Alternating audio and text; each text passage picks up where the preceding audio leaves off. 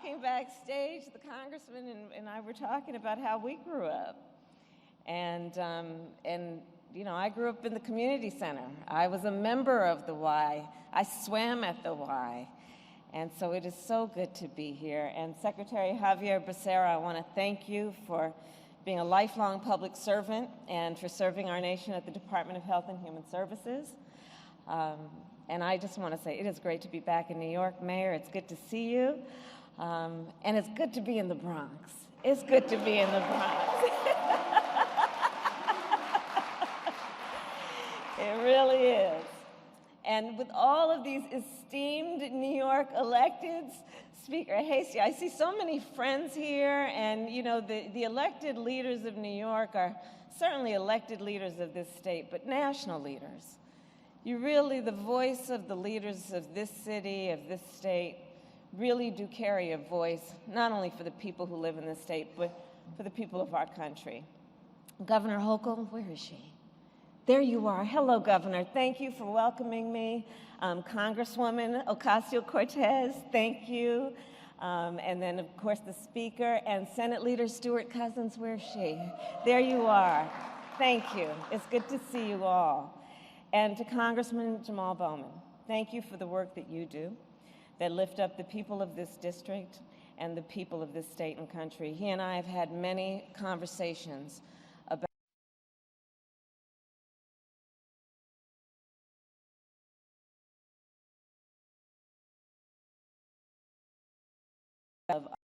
untreated trauma in our children, and how, when addressed, we can do the work of putting them on the path of achieving their God-given capacity.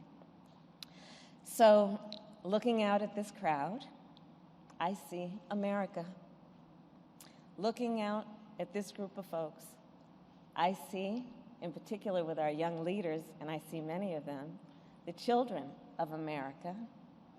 I see the families of America, and I see the people who have continued to hold it all together through the roller coaster of this pandemic. It has been a lot, and people are tired. But when I look out across this room, and I see so many of our young leaders here, when I look out across this room and across our country, what I also see is determination. I see your resolve. I see you. President Joe Biden and I both see you. And we stand with you. And we are fighting with the leaders here for you each and every day. You know, when we arrived at the White House at the beginning of this year, the President and I knew that working families in our nation were struggling. We knew that during the pandemic, the families that had the least were being harmed the most. That there was not a family in America that did not feel the pinch of this pandemic. That working class families, middle class families who were struggling before were barely holding it together now. And so we set out to deal with these issues, to provide all families with some relief. And it worked. The congressman talked about it. In less than 100 days, thanks in large part to New York's congressional delegation, we passed our American Rescue Plan with $1,400 checks, plus housing assistance, plus child care assistance, plus a larger child tax credit, which is already helping to lift America's children out of poverty. The relief that was contained in the American Rescue Plan put us on a path toward a better future. Today, we have within our grasp an opportunity to finish what we started with the American Rescue Plan. This, right now, is a moment that will not last. It is a particular moment of incredible opportunity and a moment to transform our nation. And part of what your New York leaders and the President and I have been talking about in the halls of Washington, D.C., is let's recognize this moment for what it is. Let's recognize that the pandemic hurt so many people. So many people experienced such great loss of every proportion. But by the way, things weren't so great for a lot of people before the pandemic. But the pandemic highlighted a lot of what is wrong, what was wrong, the fractures and the fissures and the failures for all to see. A lot of those issues which folks in this room have been working on for a long time, but a greater number of people had an opportunity born out of crisis to see that there is work to be done, and this then is a moment to do it. And we can see also that in this moment of transformation, let's think about it. It's a moment where schools and small businesses are opening back up. It's a moment where jobs are being created and our economy is growing. And so in this moment, we have an opportunity to build an economy that works for working families.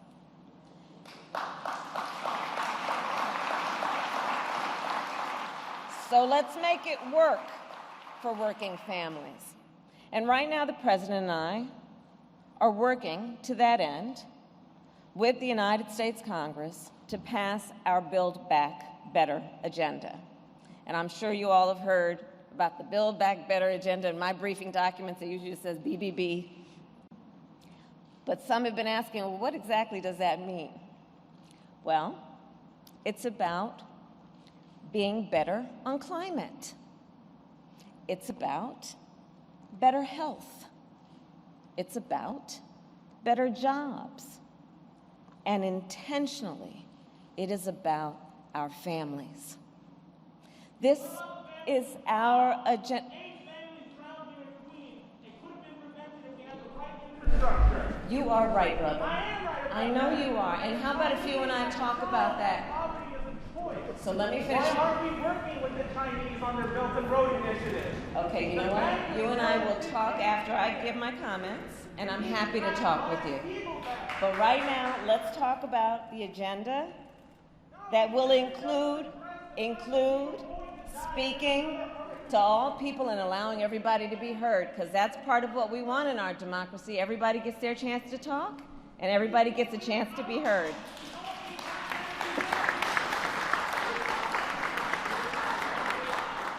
So this is our agenda. This is our agenda to cut taxes. The Build Back Better agenda includes our agenda to cut taxes. Because for too long, the burden has been misplaced in a way that it is working families, middle-class families, low-income families, while the rich are not paying their fair share. So this is a moment to cut taxes and lower costs for the working families of our nation. So in the Build Back Better agenda, we are fighting to cut health care costs for working families and for all people. We are fighting to cut energy costs as we combat climate change.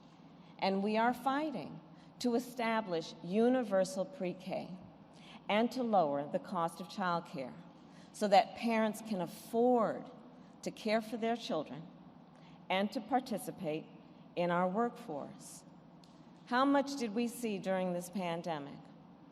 How that burden was disproportionately placed on the women in our workforce. So much so that 2 million women left the workforce during the pandemic and are still outside of the workforce. What we saw during the pandemic, and it was highlighted, those individuals who are among what we call the sandwich generation, individuals, men and women, who are parenting their young children while taking care of their elderly parents. And let's be clear about the burden that they carry, born out of love and a sense of duty and responsibility. It is the responsibility of tending to the needs of their children, including what that might involve in terms of homework, in terms of taking care of their basic needs and while taking care of elderly parents who have a different set of needs. These are the burdens that families are carrying, often without any help. The Build Back Better agenda is saying, let's see folks. Let's see what they're going through. Let us ask, are we really creating and reinforcing a society that is about allowing people to reach their potential? Do we have a society that rewards ambition? The ambition a parent has for their children? This is at its essence what makes, we believe, and it's therefore the spirit of our Build Back Better agenda, what we believe makes for a stronger and a more productive and a better community and country, and a better quality of life for all of the people of our nation. So we are fighting for all of these things. We are fighting to give seniors and people with disabilities more options so that they don't have to move out of their home to get the care they need. We are fighting to expand paid leave so that our nation no longer comes in last among wealthy nations in providing these essential benefits. You know, the president is about to go on a trip, a very important trip, with the G20. I've been meeting with leaders of nations that are our partners and allies, and they look at us, and they are asking, is America really fulfilling her potential and her promise? They are asking, can democracies work? Can you care about building a strong economy coexistent with caring about human rights, civil rights, and a perspective that is born out of a sense of humanity and what it requires in terms of holding people up and treating them with dignity? All of these things are at stake right now. All of these things are at stake. So when we do things like fight to extend the child tax credit, yes, it is about our most important asset and resource, which is the children, but it is also about the strength of our nation and our standing in the world. So let's talk for a minute about the child tax credit, because it has a huge impact on the families of our community and our country.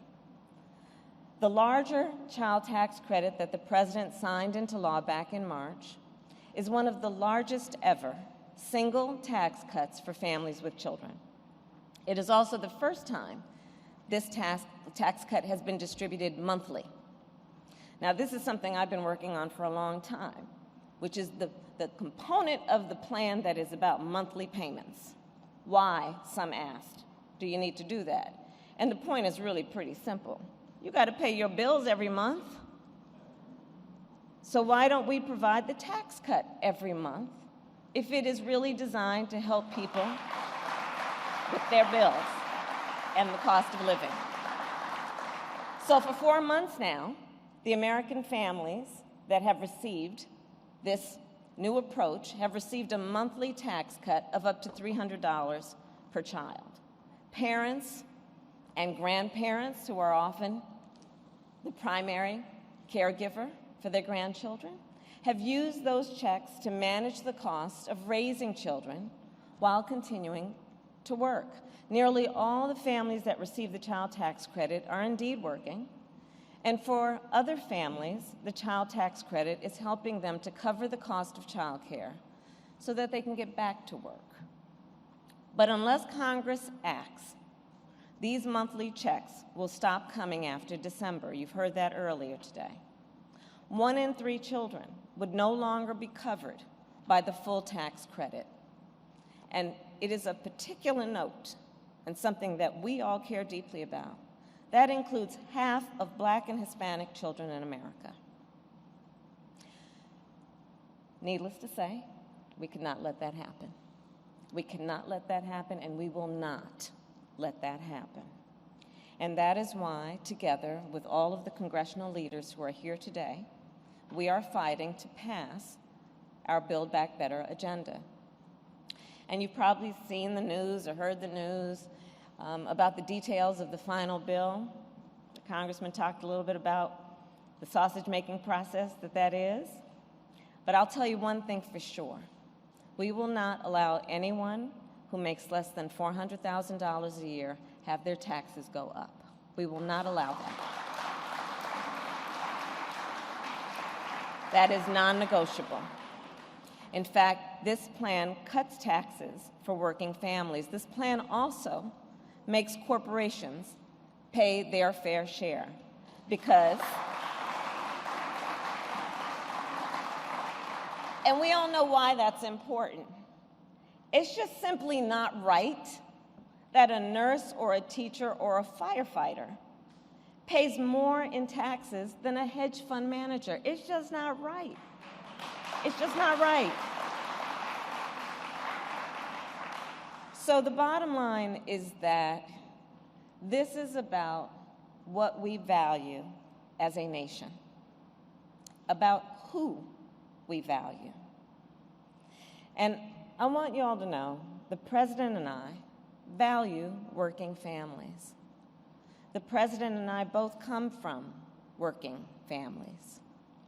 The neighborhood I grew up in was a neighborhood of hardworking folks, people who took seriously the importance of their job, who took seriously the importance of caring for their families, who did all that they did with incredible pride.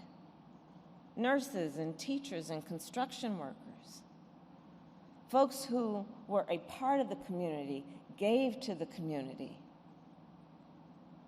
and lived in a way that was about understanding the dignity of work. My mother worked around the clock as a breast cancer researcher. She would pack lunches early in the morning for me and my sister and see us out to go catch the bus to go to school. And when we came home at night, we would eat dinner together. And then after we went to bed, I would sometimes sneak and just check on her, and she'd be at the kitchen table paying the bills. She never complained. But I know sometimes she was barely holding it together. We have families around our nation who know it won't be easy, but we can't give up. We have families throughout our nation, in this very community included, who would do anything and everything to give their children the opportunities that they rightly deserved. Parents and families who see the capacity of the children, who see their dreams, who look in their eyes and see the twinkle, who nurture their ambitions. Let's support those families. Let's have a system and a society that rewards the hard work that takes. Let's value that in every way we know we have the capacity to do. That's what this is about. And we have a moment right now to actually get this done. The members of the United States Congress, right now in their hands, within reach, have an opportunity to lift up our families and our children, to see and acknowledge with humility what has not been working, and with excitement to do something about it. So I'm here today to ask people to see this moment for what it is and to step up. We can do this. It is the right thing to do.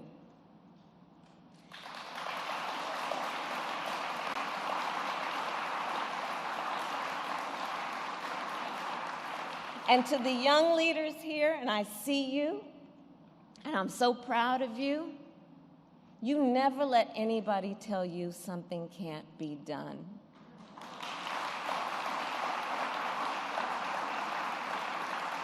I have a motto.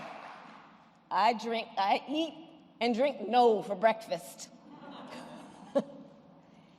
Don't hear it.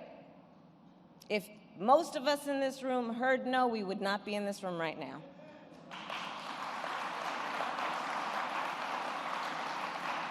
We know it can be done. So New York, change is possible. Change is possible if we make it happen. And so let's make this happen. Let's get to work. Let's pass our Build Back Better agenda. Let us build an economy that works for working families. May God bless you, and may God bless America. Thank you all. Thank you.